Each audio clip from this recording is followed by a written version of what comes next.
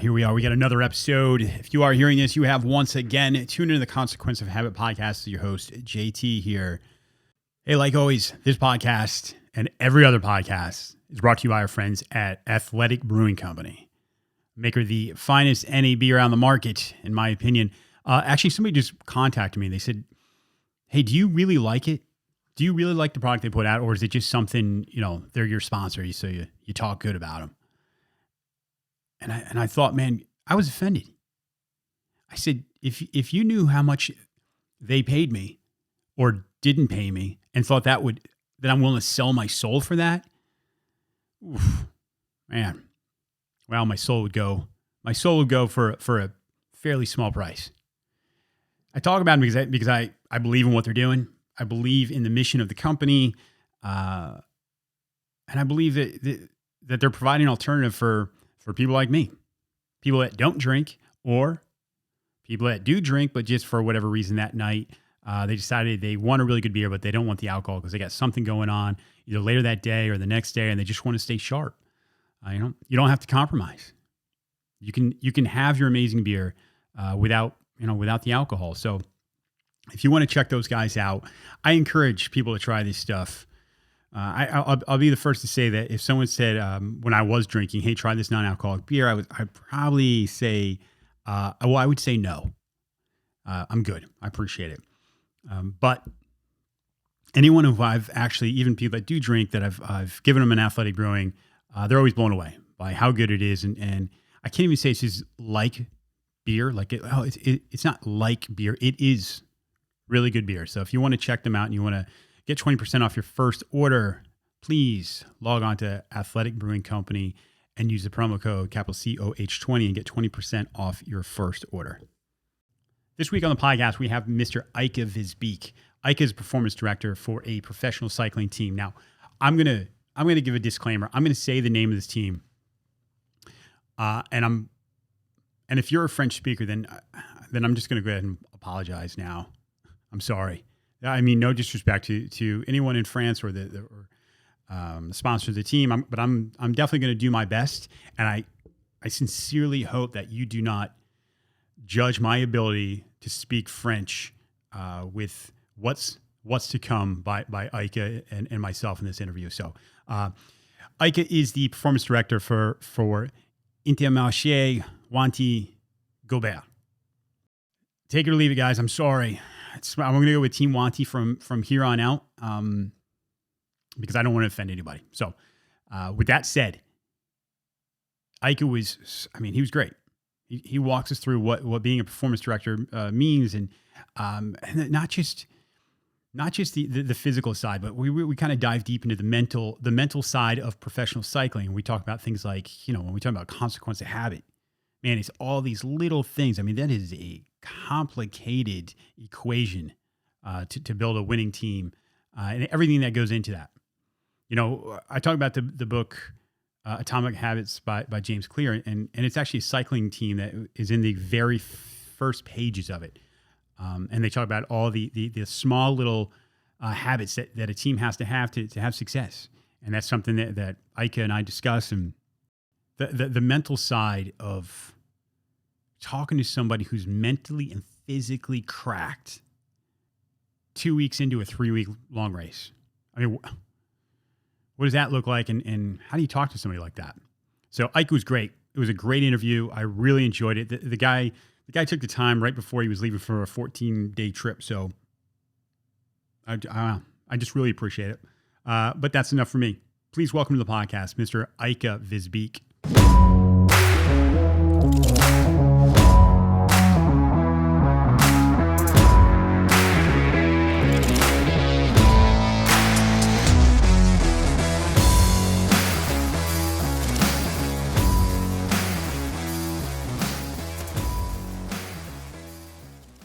All right, today we are joined by Mr. Aike Visbeek. Aike, I'm saying that right? Yeah, that was the Dutch pronunciation, so you're good. Okay, sounds good. Aike, your title is Performance Director for Team Wanty. What does that mean? Walk us through what a performance director does for a professional cycling team.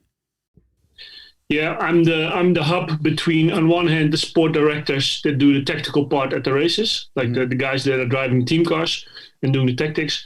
On the other side, I manage and oversee the trainers, and because you have the races where you want to score, but you also have to prepare for those races, and those things. I'm the hub in between where I bring the information, the tactical needs from the sport directors together with the trainer input to get riders prepared. Yeah.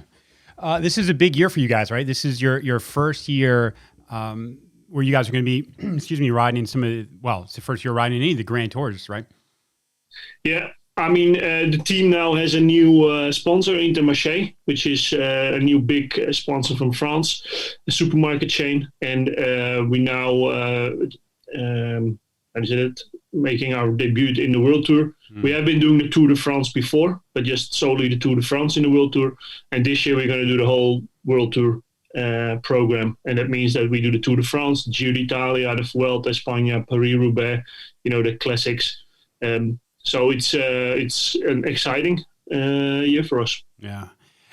So like I said before we even started, I have a listenership that are cycling fans, but we have some other people who are they're interested in human performance and habits and the double-edged sword of that, like what you do on a regular basis, which helps you achieve things and brings success and happiness, or depending on what your habits are, could be the exact opposite, right? So in the world of cycling, this seems very unique to me, especially when we talk about something like a Grand Tour.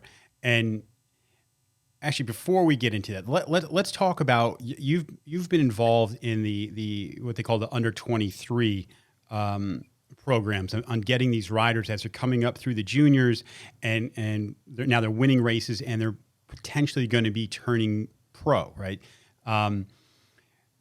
Explain what a cyclist, somebody who's younger, they're doing really good. What does it look like for someone to kind of come up through the ranks and then be at that threshold of possibly turning pro? Yeah. Well, I mean, it's when you get to the threshold, you are already successful at the under 23 level.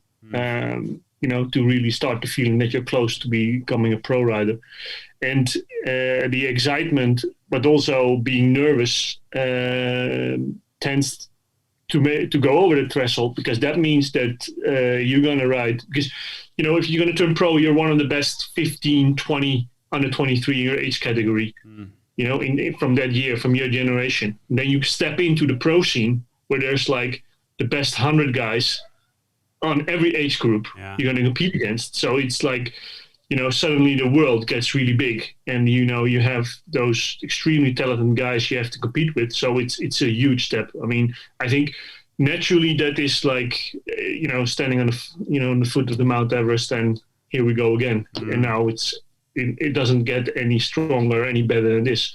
So it's, I think humble is the right way to describe it. Is that difficult to make sure people, because when you're really good at something, you've got your ego, right? You're somebody that has been winning really since you've been doing it. So when someone steps into that next level, how do you kind of nurture them through that process of you are now a small fish in a big pond compared to what you were literally right before this? Yeah. Well, I mean, what I try to do is that I try to manage their expectations. I mean, because and cycling is a complicated process. So you need to also make them aware of the fact that the small factors make a really big difference on that level. So you're a climber, you're going in March to the Vuelta Catalunya, which is a climber's race, and you have expectations, and you suddenly ride there and you notice that there's 80 guys better than you. While in the under 23 ranks, you were one of the top 5 riders. Right. That's a huge difference. So I mean, what I do is I prepare them for that. So listen, this is normally how it goes. So if you're in the top 20, then you're already doing good. But most likely that is what's going to happen. And second to that, the season is also longer. The races are longer. There are more races in the scene. So you also have to make them aware that it's it's not only the races itself, it's also your life around it. You know, you're going to be more in training camps, you're going to be traveling more. You want to have everything set, you know, before the season starts. You know where you want to live. Everything has to be ready for that.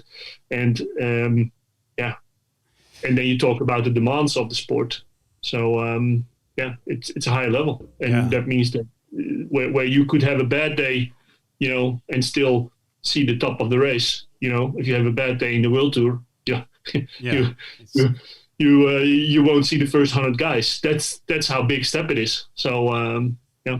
On the psychological side, do you see a lot of people? I mean, I imagine you would. I feel like this might be a stupid question, but that really struggle with that, especially if they don't understand or have the realistic expectations of now I'm kind of at the bottom of the pile.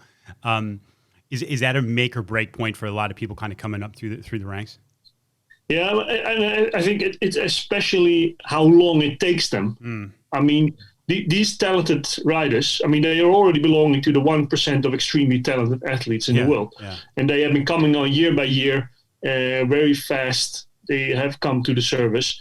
And then you come into the big ponds, like you say, and then, you know, it can take you a year. It can take you 3 months. It can take you sometimes 2 or 3 years to get to that level. And it's that part that where you see riders break. They think, I do one good training camp, I'm on my racing weight.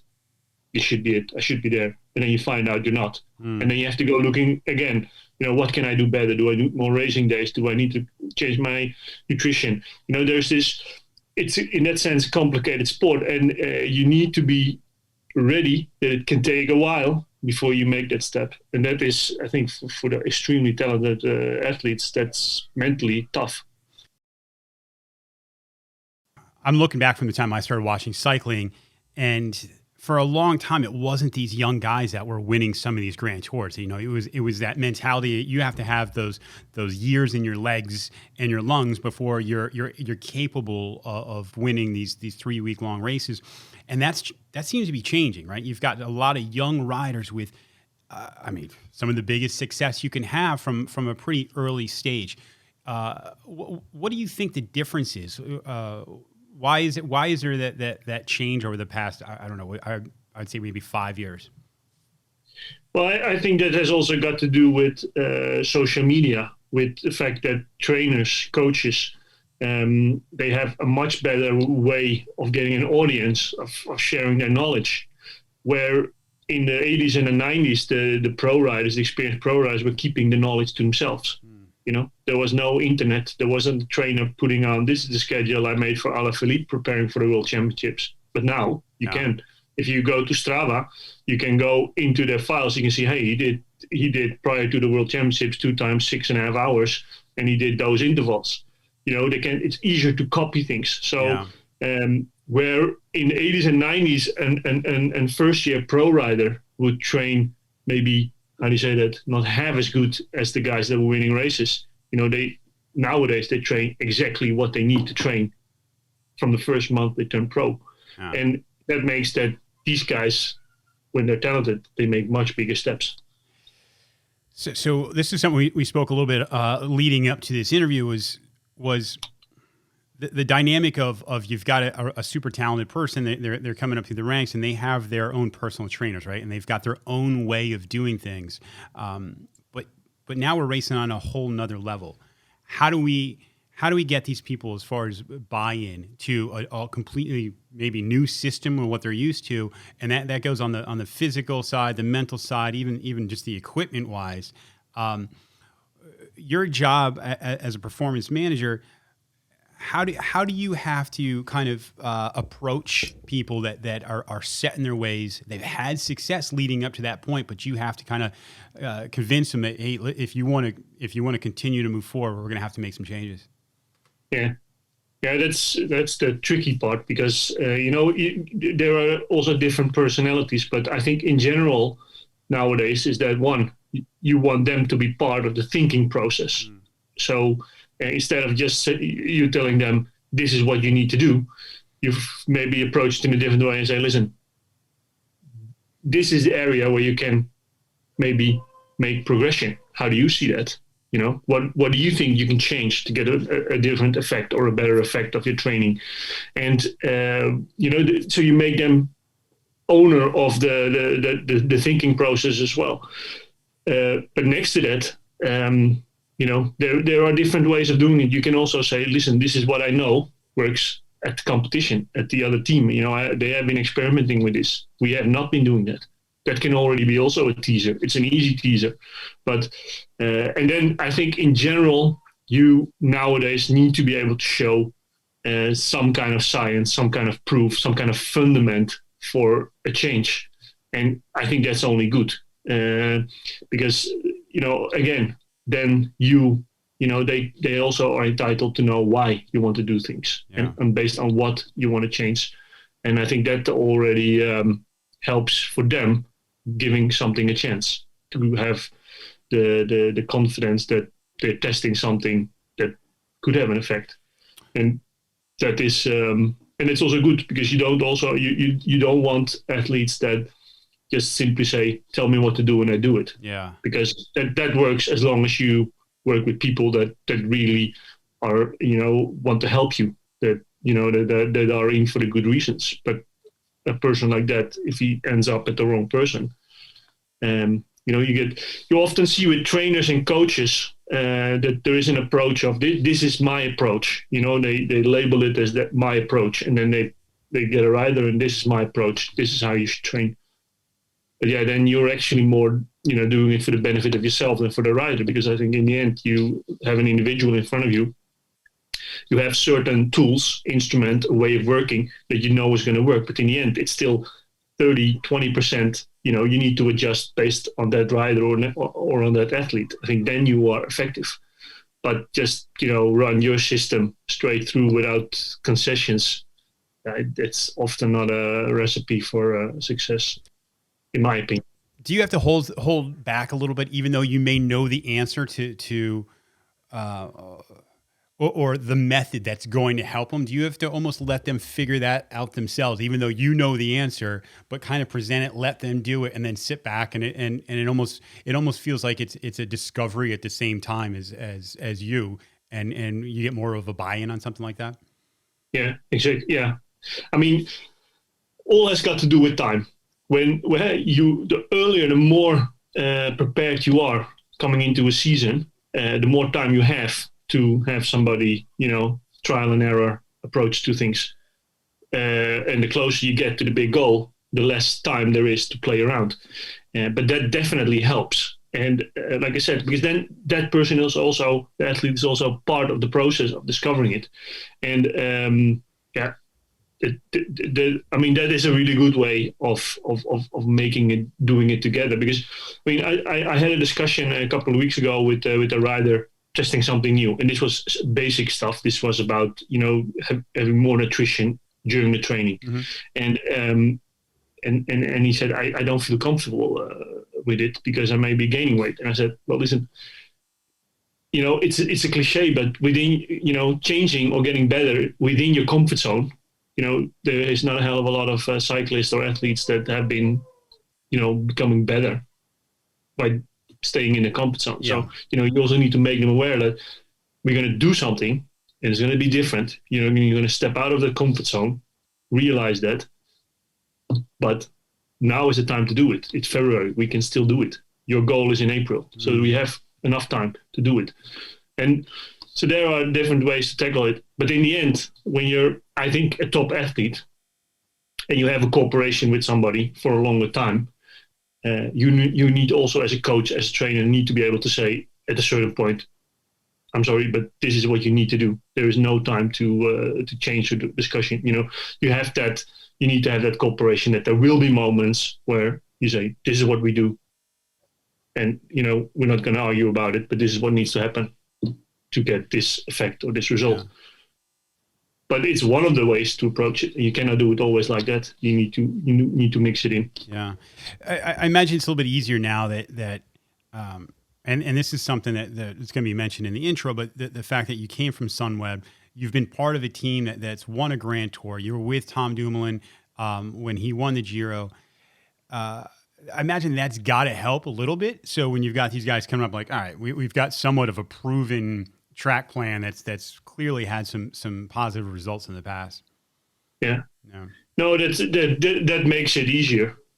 Absolutely, because they want to know. They're interested in finding out, what worked, what was your approach to things, and that's also the key thing that an athlete needs to have. You need to be convinced about what you're doing, but on the other side, you need to keep your eyes open what's happening around you. You don't want to get behind. So there's a good balance, and I think. But it's also sometimes very surprising because we are with 19 World Tour teams. And sometimes you think that there is magic happening behind the walls of a successful team. And, I've been in Sunweb 2017 where it was we won world champion team time trial, both men and women. We won the Giro. I mean, pretty much everything we raced, we turned it into gold. It was super season. But then I see the things that went really good, but I also have seen things that, it was sometimes that unbelievable that we could make those results. And, this was happening behind the scenes. We had these problems to deal with. So that is, that is interesting. And like I said, I think what helps me now is that I can be realistic about it to my riders. I can say, listen, this worked. This was clearly not working, despite we were successful.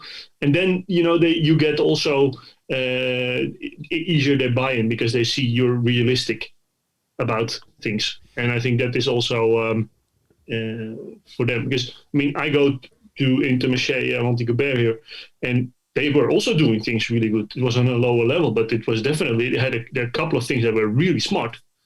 But yeah, it was a different budget. It was a different talent pool.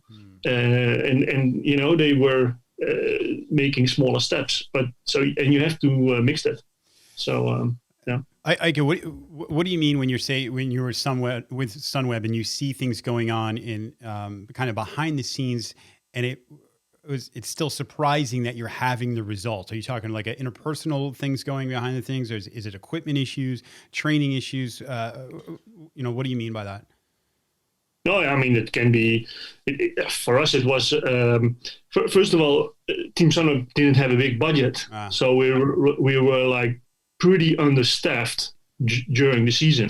We were doing the Giro d'Italia. We were 2 sport directors. Well, most of the teams have 3 or 4 sport directors. So you have with 2 sport directors, you're really under pressure because it's a 4-week race. You're 1 week before the start already there, but then it's already starting. So you are. And then the Giro gets decided in the 4th week. So when everybody's most fatigued, the riders, the sport directors, you want to go home. And that's when the race gets decided. Literally the Giro d'Italia was decided in the last day, in the last 30 kilometers of the race. And you need to bring your A game in that week. So that was when I now play back the movie and I tell my colleagues at the Intermarché, we were with 2 guys in the Giro d'Italia, they think, that's possible. It's not possible. So yeah, but it is also, 2017 was the pinnacle of the top year. We were by that time step by step growing. That was our step onto being one of the best 3-4 teams in the world. But that was a different journey. Once we were there, it became a different game because then we had to stay on the top, and that was much more challenging for Sunweb than the journey towards the top, because everybody was still aiming to surprise and to impress everybody, and it got a different dynamics in the years following after that because the expectations were much higher. Yeah, that was actually leading into my next question. That has to be exciting. You've got really a young team right now, and as far as expectations, whether you have your own expectations and then you have the expectations of the media and the fans, but you're not coming in as an Ineos or something where like they're really expecting certain things from you. So that has to be, it's got to be exciting. Really, what I'm trying to say is seeing something build from the bottom up and then putting those things in place. And when I talk about habits, in a book that I think I might have mentioned to you called Atomic Habits, they actually take Team Sky, right? When it was Team Sky, and they talk about the little things that they I mean, from top to bottom, they said, we're going to try and perfect as many things. We're going to put a process in place and not worry as much about the results, because if the process is in place, the results are going to, they're going to come along with it.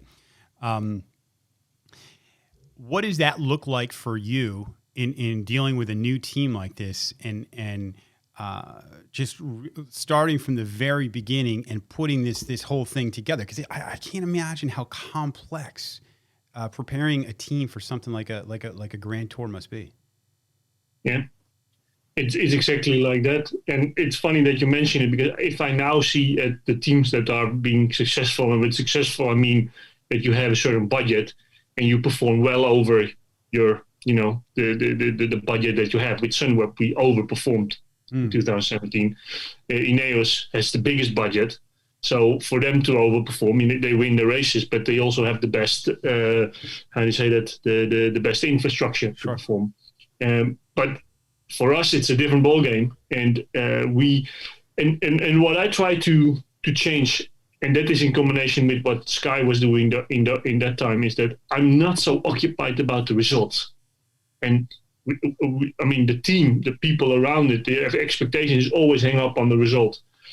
And I've been trying to change that scope into, let's focus indeed on how we do the process. We have a sprint train. They sprint 2 times. One time in Bessèges last week, it went good. The other time they lost each other, and then the sprinter crashed. And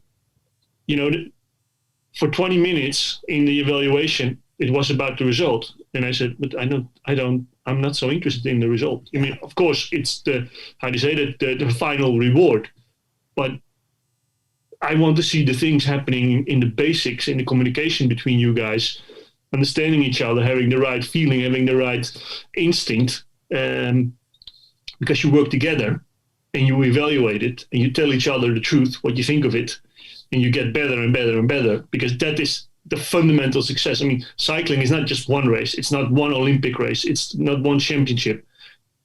Most of these guys have 80 race days. They have 20 races that they need to perform, and we perform, they have to do a result, for example. So it's much more depending on something that you find out how it works. You get more chances to show yourself to achieve it. But all the other teams have that as well. So a sprint train in February for you is developing, but it's also developing for the other teams. So it is important that you stay focused on the process. But then again, you can also then really get into they can also grow tired of it. You can not always say, it's about the process. It's about the process. No, in Kuurne, it's one of the first sprint classics. Then we go for a result. But up to then, you're much more focused on the process. But you need to have your moments when you say, okay, we practiced it. We know what we need to do today. It has to happen. Yeah, go for it. Yeah. I'm interested in the camaraderie of a team, because you can take a team with a normal, I shouldn't say normal, but a traditional sport where you have a game, right? You have a season, but within that season you have these kind of snapshots of a game.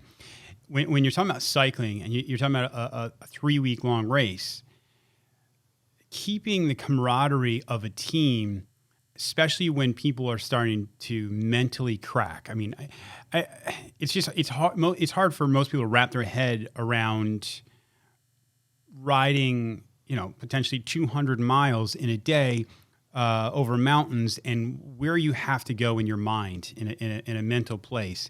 And I think that as little cracks start to appear in someone's kind of psyche, I imagine trying to keep that camaraderie of a unified team has to be. I mean, you really have to put the hat on of a psychologist, as well as just the performance, just the actual performance side of things. Yeah, and and it's really there 2 things. One is that as a group, you need to start understanding how everybody functions. I have riders that when they come off the bike after a race, you cannot talk to them for 45 minutes. They just all the emotions, all the, the intensity of the race. They need to, how do you say that, digest and give it a place. Well, literally somebody else can be totally different. They just need to tell a story directly to get it off their chest and, to calm down. So that is one thing. And then you also need to be really focused, because it's really, before you had Sean Kelly on the podcast, they would the whole team would get in a car, in different cars, and they would drive to the hotel. I mean, literally after the finish line, Kelly maybe didn't see his teammates until dinner. And nowadays, you're in a team bus. You do the showers together. You have to use the same toilet. You have the same recovery meal, and you sit in within 10 square meters of each other before the stage and after the stage. So there is much more going on, and that also means that there is a breaking point in the Grand Tour, and that's the 10-day rule. After 10 days, up till then, everybody can be really constructive with each other. People can take the criticism. But after that, it gets different. You notice that you cannot make the same jokes at the first week of the Tour de France than after 10 days, really. So it's there. You also need to you need to understand that dynamics, but it's also for yourself, because, like I said, I'm also getting more tired. Sure. And you need to be sharp. Especially the more sharp you need to be, because especially for winning a Giro d'Italia or Tour de France, when you're running for GC, it can you cannot win the Tour de France in every stage, but you can lose it around every corner. Yeah. That makes, of course, mentally the pressure is on in a team, and you need to manage that. And that was my role in the Giro d'Italia, to make sure that not a nervous mechanic comes into the team bus to ask, well, how much time pressure do you have, team? Because the descent is very technical, and start making the guys extra nervous. You need to manage that part, as well as you need to know that when on a bad day or the day before the time trial, you don't want to have Tom Dumoulin doing 5 interviews, because he's already occupied with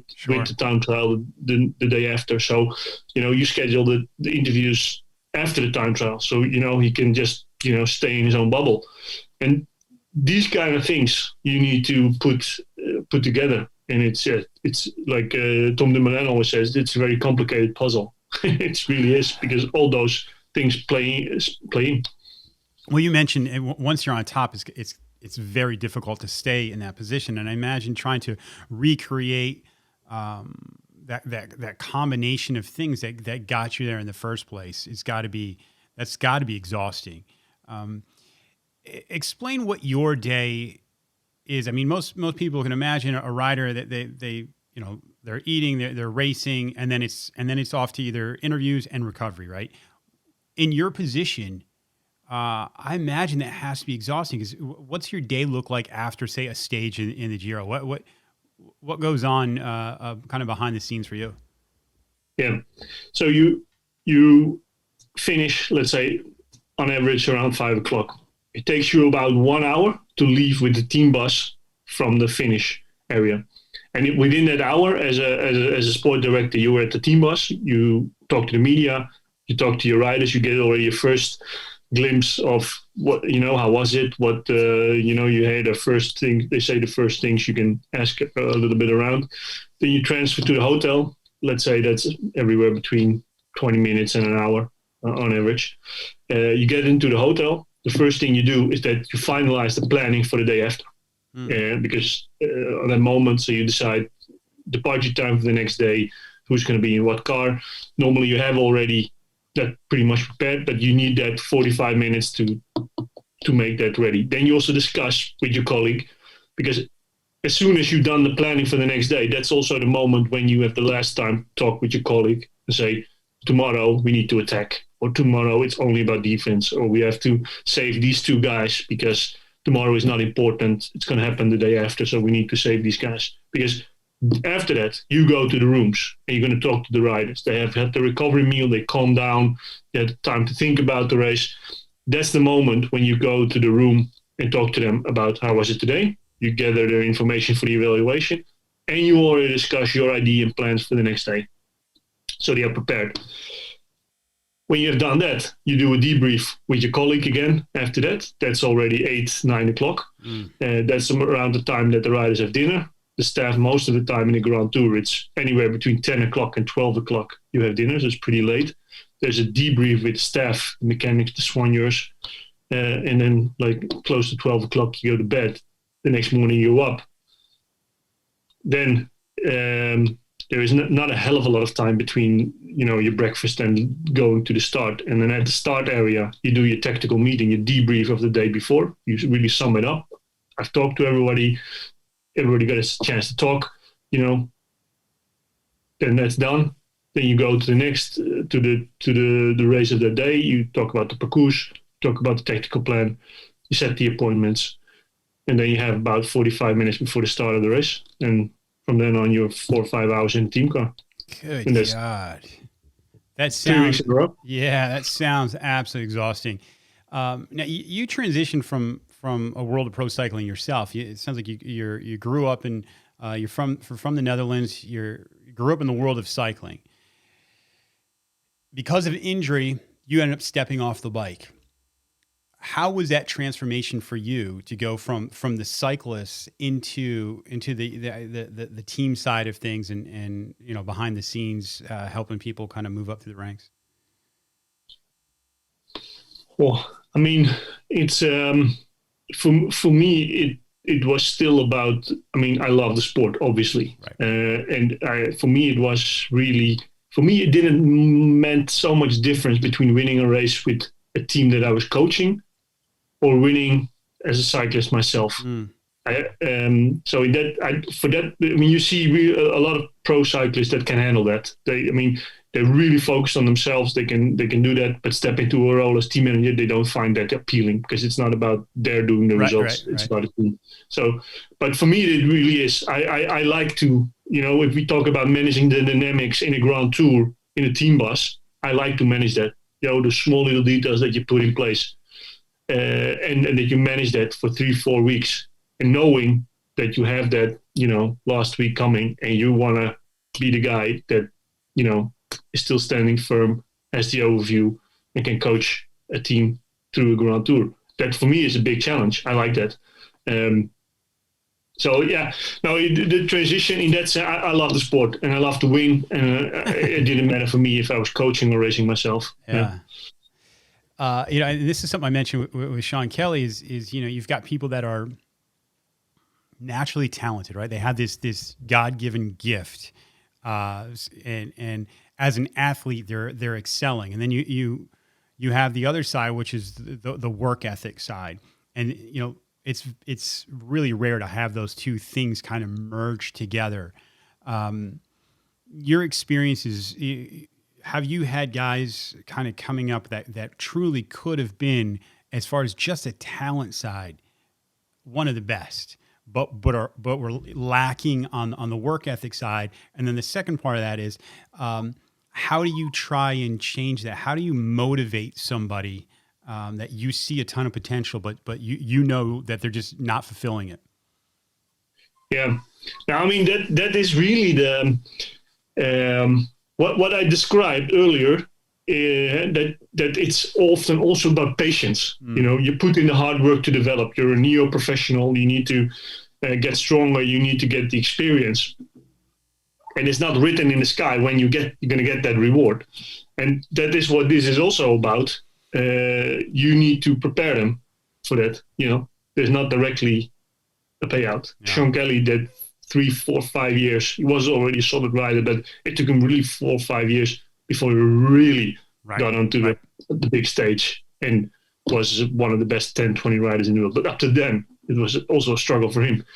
And it's difficult to get through somebody that, that's oblivious to that. And I mean, I think that is also finding the keys to make that work. And we shouldn't forget, and that's one of the things that are happening in the sport. The big athletes are very young. Some of these guys are 20, 21, 23. You're not mature. Yeah, right. You're a kid. So I mean, that plays also in effect. I mean, yes, a 29-year-old rider, you can expect that he kind of has accountability, that he understands that he has to make some decisions. Yeah, it snows this week in Holland. Okay, you book yourself a ticket, you go on training camp.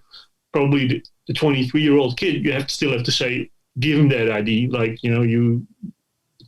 shouldn't you invest now in your career and in your season and go to Spain this week because you can't train? But you still have to take that into account. That was sometimes, I remember with Warren Barguil, our French rider, that was in the beginning, sometimes you forget that although they are really talented, they win a big race, he was still 23 years old. So right. still living with his parents. Yeah. So you need to filter that. You need to give also somebody the space to develop. And I think, and again, there it also comes. Do you just tell them everything and say, if you don't change that, you're never going to be a good pro, or are you going to think, how am I going to land this message? Yeah. Is it trial and error that I need to do here?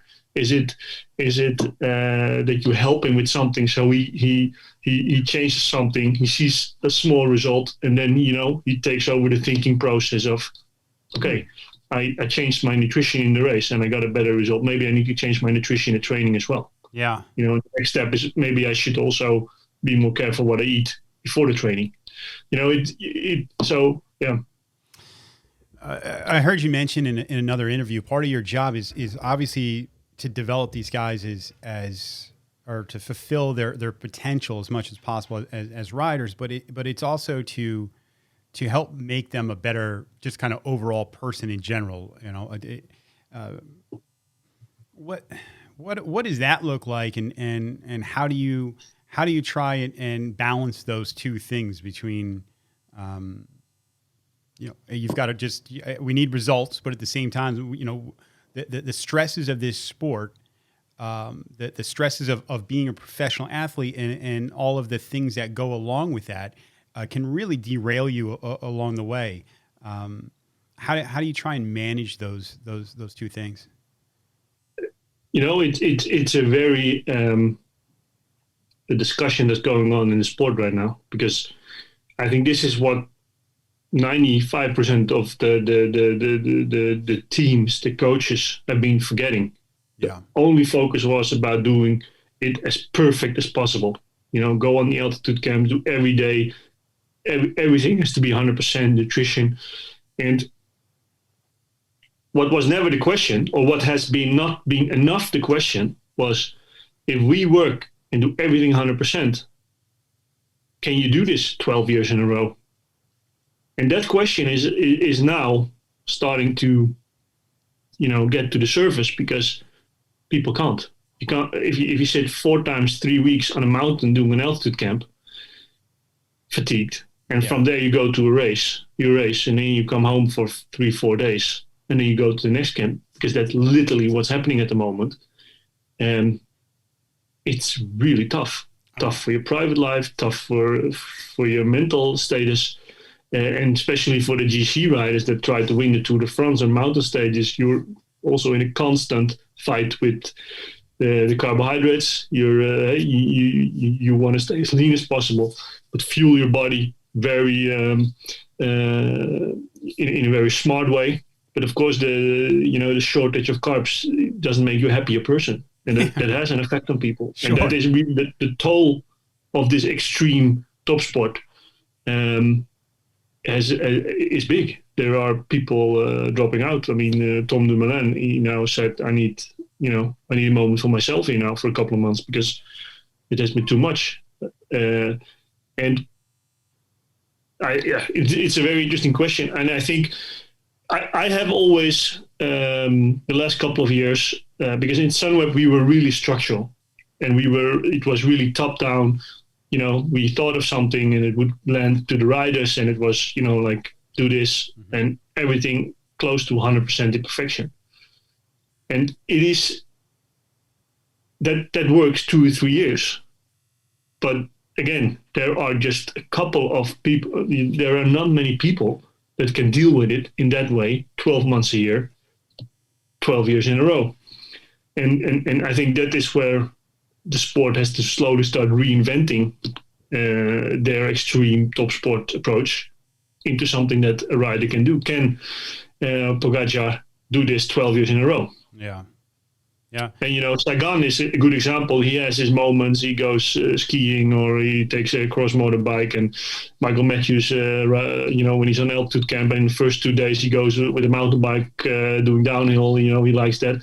But you need to find those ways to put that in place so you can deal with this approach. And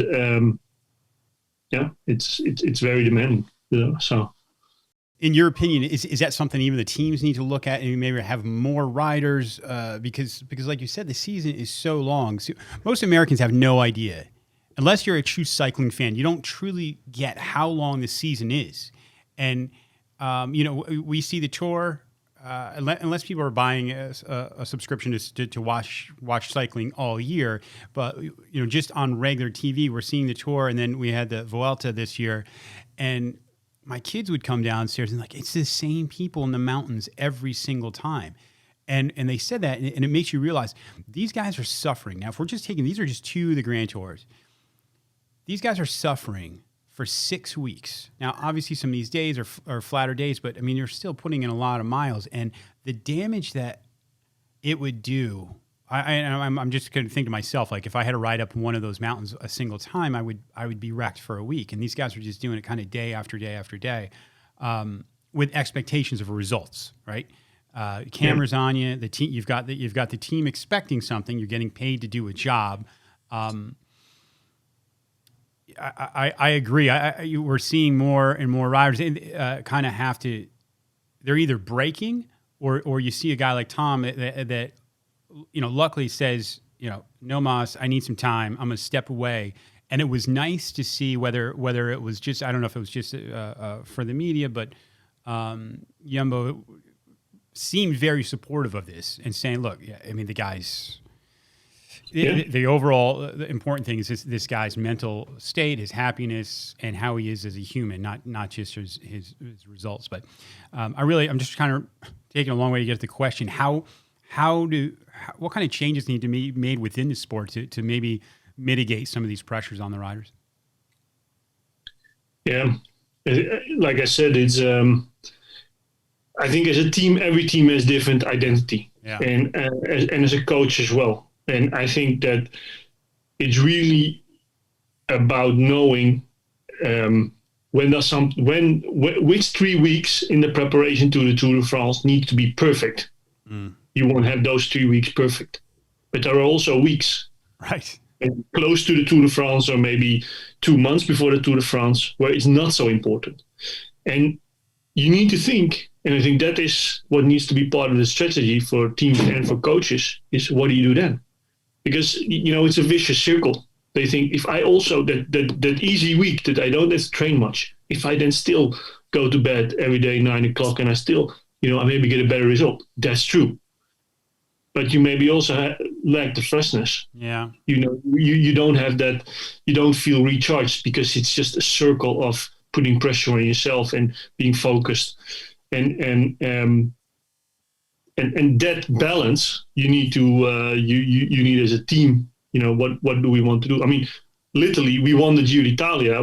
That was the first Grand Tour where I introduced to the team to have a barbecue on the rest day. That's great. People didn't understand why you want to have a barbecue, and it was not about having Tom Dumoulin sitting there eating a steak. It was not at all. Right. It was for the staff. But the riders on the rest day, after they had their normal dinner in the restaurant, would come and sit with us for half an hour or an hour outside, talking to everybody. And it was about totally different things. We weren't talking about the race. We weren't talking about how good it was the day before, or how shitty the day 2 days ago. No, they were talking with each other, and it was like sitting around a campfire. Yeah. The barbecue was a campfire. Yeah. But it was those small things that made us still sharp and fresh in the last week of the Giro.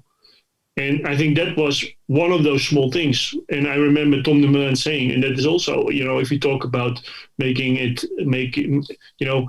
to deal with the sport so intensely, is that you sometimes also have to check out and for yourself and say, how fortunate am I? Because we often joke when we're in the team bus and we're in a city center and you see the office buildings and it's 10 o'clock, the sun is out, and the guys are joking and say, they have another 6 hours behind the desk. We do 5 hours in the sun. We get a massage afterwards, see something of the country, and it's not that bad as well. So I mean, it's also it can be 5 hours of suffering on the bike, but you have to work out for yourself what works for you, and what are the motivational, how do you say that, the motivational treats. Yeah. I think it's so important that whole perspective thing of just kind of reminding yourself what things to be grateful for, because I imagine it is very easy to slip into this dark place, especially when things aren't going your way. You've got an Alpe d'Huez in front of you, and you just know today's going to suck, but reminding yourself you get paid to ride a bicycle outside, right? Like it's about how sometimes you just have to package it in the right way. But yeah. And to come back to what we discussed earlier, when we talk about buy-in of an athlete or a cyclist to do something that they are not used to or they think is difficult, sometimes you also have to remind. Doesn't matter if my job as a sport director or you're a bus driver, or you work in a factory, or you're a stockbroker in Wall Street. There are simply things that come with every job that are not fun to do. Yeah. That you need to do to get to do the things that are really fun. And that is also, sometimes need to be able to say to them, this is part of the job. Yeah, whether right. you like it. And what you said about, getting people prepared also and develop as individuals, that is also part of the development as a person, as an athlete. You live in your own top sport bubble. Everybody likes you in your village because you are that highly talented, successful cyclist. Everybody tell you how great you are, and suddenly you have your sport director stand in front of you and say, today was not good. And I think you should do this and this better. Yeah. It can be confronting, but yeah, you need to talk about the difficult things if you want to get better. And sometimes you need to do the reality check with them. Like, it's not all everyday sunshine and easy, and it's not always great what you do. So, I think, going into a Grand Tour, it's also that there's 3 weeks of races, and not every day goes well according to plan, or you have setbacks, you have riders crashing out, you have somebody with a saddle sore for 2 or 3 days. You have all these these setbacks. And I think when we talked about young talented riders stepping up to the big pro level and managing their expectations, this is also something I've been doing in the Grand Tours with my riders, is that hopefully we can land a couple of punches, but we definitely gonna receive a couple in these 3 weeks. And I will tell you when we receive one, and you probably will be noticing it in the team bus, but that is a good reference when you have that bad day. This is this punch we had to have, and tomorrow we need to be coming out again. And when you also can give that a little bit of distance to it, and that they know there's going to be difficult moments, and you talk about it, you make it a subject, and you want to prepare everybody that you are aware of it, that they are aware of it. I think that also builds the confidence, and that builds also the dynamics within the team, that they, when it happens, they recognize it, and they already have one step further in dealing with it, because we had our day. Tomorrow, hopefully, we can turn it around. Do you have a lot of not a lot, but I'm sure within the season you've got some interpersonal conflict that happens between riders. How do you deal with that? And I mean, is there times where you just have to give them distance and work some things out? At what point do you intervene on something like that? How do you manage something like that? Yeah, I mean, I would say 9 out of 10 situations, you want to work it out when you have a debrief, when you have an evaluation. What you don't want is that directly after the race, there's a big discussion going on, because they need to eat, they need to calm down, they need to get their emotions under control. They maybe also need a different angle on what happened. But as soon as everybody has food in the body, that's when you can start a proper discussion. But that's 9 out of the 10 cases. Then there are also moments when you think, if I'm going to discuss this now, I'm not going to land my message. And that is, as a coach, I think something that's maybe overlooked. And I see that sometimes with colleagues as well. You know, there is a message that you need to land, but it's very easy to just give the message because you have it off your list and you've done it. You know, you said you were not at the right moment there. You know, we were not happy with that. You've said it. But if that guy is already thinking about the time trial the next day, he has not registered it. He just, okay, and tomorrow I have to go 30K and I need to have that chain ring and I need, what I'm going to eat. So, you need to be able to think, not only giving the message, can I land the message? And that is something that I've noticed, especially also in this Grand Tours, which is really important that you think about it, because it's not, I notice it by myself. If I'm before an important race, not a hell of a lot of things get through me. So you're so focused. So you need to play with that as a coach as well. It's almost like being married, right? Or any relationship. There's times that there's the right time and place to bring up certain subjects, and there's other ones where I've got something I need to say or do it, but my instincts tell me that now's not it, right? I can maybe push this back and figure out when it's more conducive to get my message across.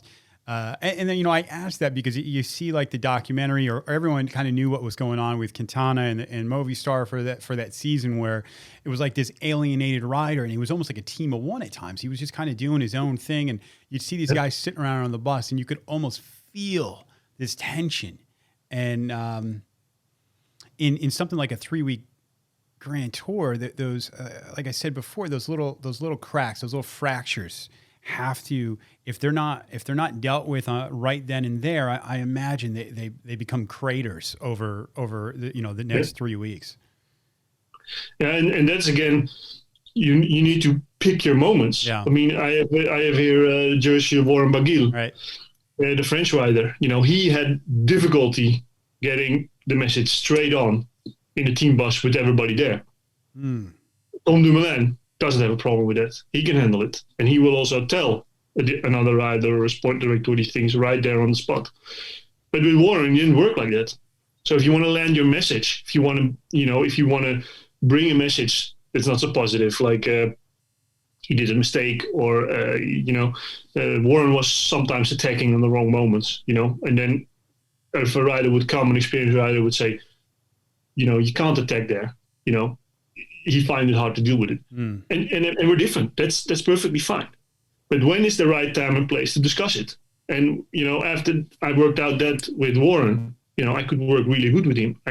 And with a Spanish team like Movistar, you can see that there's not a direct approach. There is more like, okay, we let it linger for a moment. Yeah.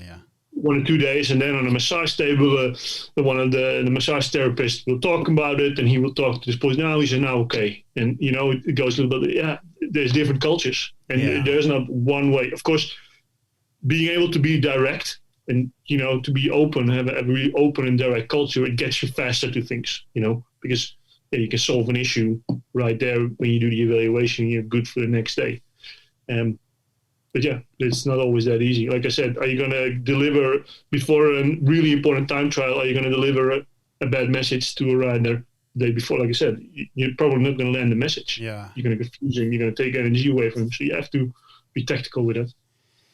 Aike, man, the more you talk, the more complicated your job sounds. I mean, you're wearing a lot of hats, my friend.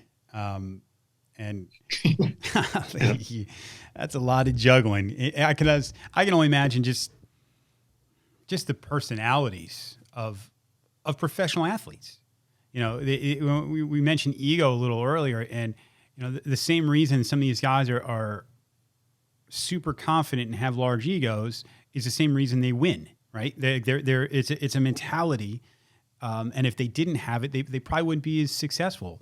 But to try and merge that into a team dynamic where you're racing for as long as you are and the seasons are as long as they are, that's man, that's got to be a tricky thing. You know, you obviously here in America, everyone knows Lance, and you hear him on his podcast, and it was almost like a dictatorship. What he said went, and if it was a rest day, they were still going out for long rides. It didn't matter.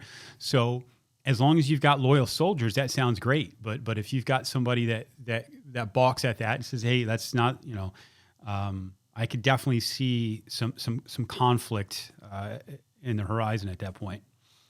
Yeah, but then you also talk about the dynamics. You like Movistar is a team that, you know, where 5-6 riders have something to say. Yeah. The dynamics in Lance's team was that he was the boss, and it was clear. Right. So in that sense, you know, if team management did the right recruitments, they didn't bring on, you know, another Lance Armstrong into the team because they know it's going to be a mess in the bus. It's going to be a competition between the two Lance Armstrongs fighting for leadership. So I mean, in that sense, you need to find the right mix of things, and that was also something with Tom. Tom is also a leader, and he wants everything to be perfect. But at some point, he needs his energy and his focus to bring the best out of himself as well. And I think that was also what Lance and Brunel were doing up till the Tour de France. There was a lot of leadership and a lot of managing the details. But once the Tour de France was going, I don't think that Lance needed that much leadership. You know, everything was worked out. Everybody knew what to do, and he wasn't losing that much energy in that stuff. And if something wasn't working out, you would talk to Aike or Hincapie, and they would solve it for him. And that's exactly how we did it with Laurens de Dam as being the lieutenant for Dumoulin. And I said, listen, if there's something in the race, you know, if you don't want to deliver that message, somebody's running too fast or too slow, you know, bring it to Laurens, and he can do it for you. Manage your energy. And I think that is what Lance was also doing. But the leadership was clear in that team, and I think that is also one of the things. You know, it's a culture, but it's clear. And yeah. Anytime you see a team, they said, well, they've got two leaders going into a Grand Tour, and then we're going to see how things play out, and then see who kind of takes that leadership role. That's a lot of pressure, man. That I mean, just not just for the people that are kind of buying for that position, but everyone else knowing who they're riding for you guys, trying to make those decisions, when to attack, who to protect. Someone gets dropped off, who are we going to send back to pick them up? That's seems like it makes things even more complicated. Yeah, and that is what I think with what is really important there is that you go over the scenarios in your head. What for me at least, that's important if I want to manage it. I mean, you know, if you know that you have the first mountain stage, you have two leaders. What if he has a bad day, and what if he has a bad day? And when is it a bad day? If it's like he's dropping 30 seconds, 30 seconds is not enough to say you have a bad day, you know? 2 minutes is a bad day. Yeah. And you have to make your decisions. And I think that was also this year in the Giro d'Italia, Dulco Kelderman on the Stelvio. You know, 30 seconds, he was not cracking. And they didn't make a choice. And it cost them the Giro victory in that moment. And that is the you know, you need to play that in your head. You know, when do we go for that guy, or when do we still help the other guy? And I think, you know, if you know the parcours, if you know the gaps, if you know how a certain rider thinks, you can manage that. But you have to think the scenarios through. If he drops there, you know, if we help him through that part of the race, you know, we can manage it. We can do the damage control. So yeah, you have to run the scenarios. Yeah, and the more you do that, the more. I mean, if you have two leaders and you don't think about the different scenarios, because the big mistake you can make is that you focus on the blue sky scenario. You know, we're going to be two guys. Oh, it's going to be difficult because they're both going to be good, and then one can attack and the other can wait. Yeah, that's the blue sky scenario. Most likely not going to play out like that unless you're Ineos or Jumbo at the moment. So you have to the not blue sky scenarios you need to think about and really think it through. What do we do, and when is it really game over? Yeah. And you're right, and just knowing the riders too, because to see like a Dumoulin, and we talked about it leading up to this, is he's they compare him to a diesel engine. I'm getting at is understanding the type of rider that you have and understanding whether someone's truly cracking or they're just riding their race and they'll get back up there.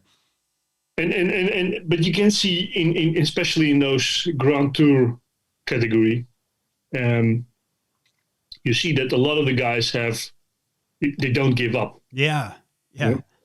And that is really something. If I look at Michael Matthews, for example, he was a perfect example. He never gave up. He took Sagan, beat him. The next day he would do right back at 100% focus again, and he would go at it again. And eventually he wins, and he also beats Sagan. And that you see with the Dumoulin as well, with the incident with his nature break in the Giro, he didn't give up. And that is it's a cliche, but it is true. I mean, if you look at the Grand Tour contenders that have been one of the favorites, and then they don't do a result at all, of course, if they crash out, it's clear. But you see that there's still a category of riders that, when it's really headwind, when it's a really bad day, they crack. And it's often after the first 10 days, they crack and it's over. And that is really, as a pro cyclist, one of the things, like I said, the patience to wait, till you make the step and you can be competitive. It's also about not giving up. You have to keep trying.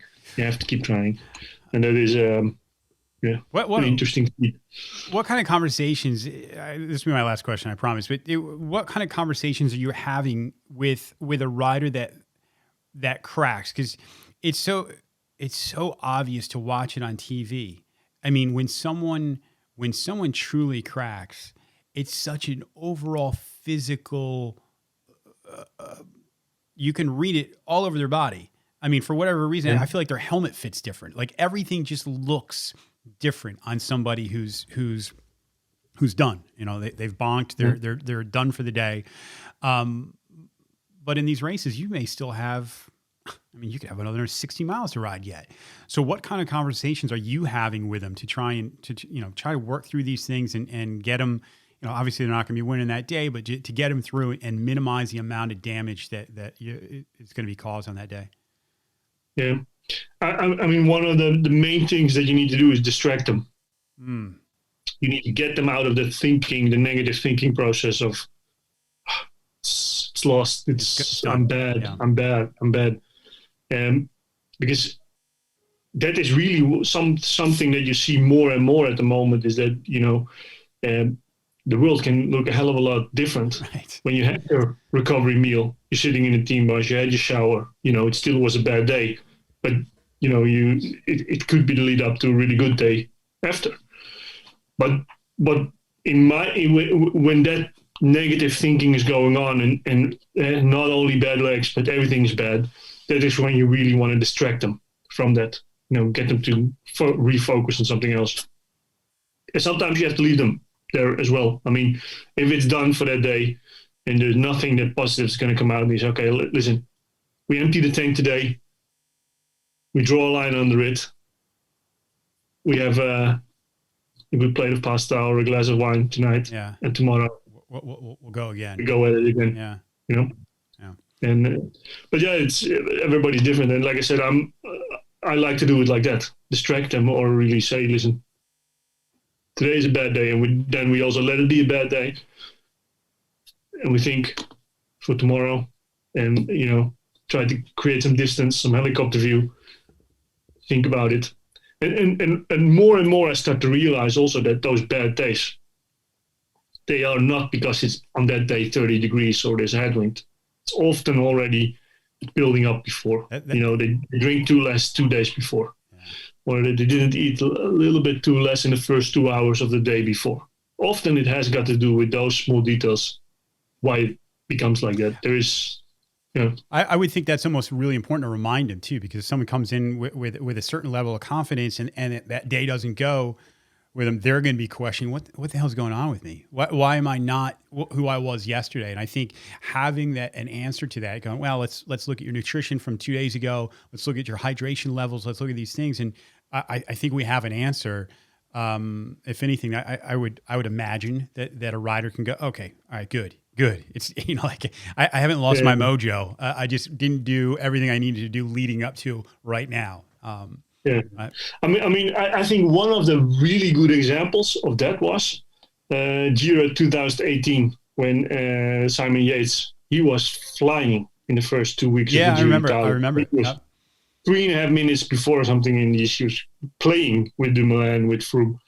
And with the previous year, 2017 Giro, knowing how fatigued, how completely, how do you say that, worn out they are, all those GC guys, is that it's really dangerous to be flying in the first 2 weeks of a Grand Tour, because you're flying. It feels great, But in the third week, it's like a blanket of fatigue that comes around you. And when you have somebody on hype like that, and then he hits that day when it doesn't feel great, it's going to hit him twice as hard. Sure. Because it has been easy up to then. Yeah. And that was really a really good example of somebody that I think was not really mentally prepared that it was going to be really tough in that third week, because it was up to then so easy. Yeah. And I remember when in the 2017 with Tom Dumoulin, the day that he lost on the Pier van Callo, it was the Friday stage. It was the stage where he lost the pink jersey to Quintana. You see him drop, I think, with 6K to go or something on the Pier van Callo, the last climb. And both Quintana and Nibali have a help rider with them. And they're like in a group of 12 guys, Dumoulin is dropping. Everybody thinks now it's done. But what you see there on that moment, and if you look back, it's one of the crucial moments. They know Tom is dropped.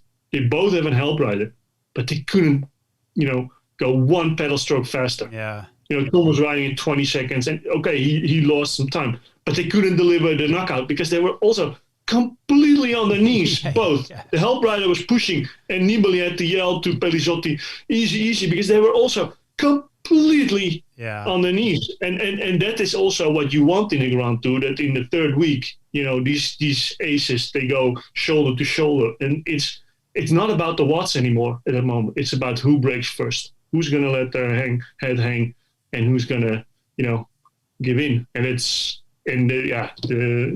complicated, but it's... Well, I think it's why people love the sport, right? It's those times. I mean, obviously there's the sprints, and everyone loves a good sprint, but it's in those mountains. And like I said, you can see it on people, or you can see, a team leader's lieutenant who's setting the pace, and you can see, he's actually setting it too strong. Like today, his day, and now the team leader can't stay with him. So watching that dynamic, or someone crack.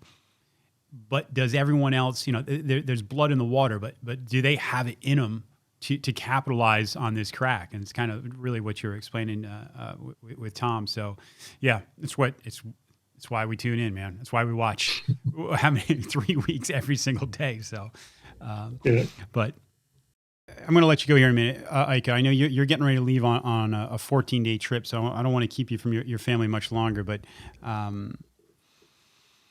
expectations for the team this year. What are some realistic expectations? What are some of the goals? If I don't know if you're privy to talk about it all, but what are some of the big things you guys are really hoping to achieve on this first year in all the Grand Tours? Two main goals. We want to win a stage in the Grand Tour, Vuelta, or the Tour. And that is a really big thing. You have quite a lot of chances, but it's also everyday disappointment. Because if you do a 3-week Grand Tour and you're aiming stage results, until the moment that you win one, it can be pretty frustrating. But that is really one of the goals of the team. And next to this, we really want to be in the really monumental classics like Flanders, Roubaix. Sure. We want to be in the top 10, and both are realistic, but we need to put in some hard work to make it happen. Well, listen, I don't want to hold you back from your family. This is having the opportunity to talk to somebody that is as a performance manager for a professional team is a real privilege for me, just because I love the sport. And I think the listeners are just going to enjoy the mental aspect of talking to someone who's behind the scenes looking at these young guys.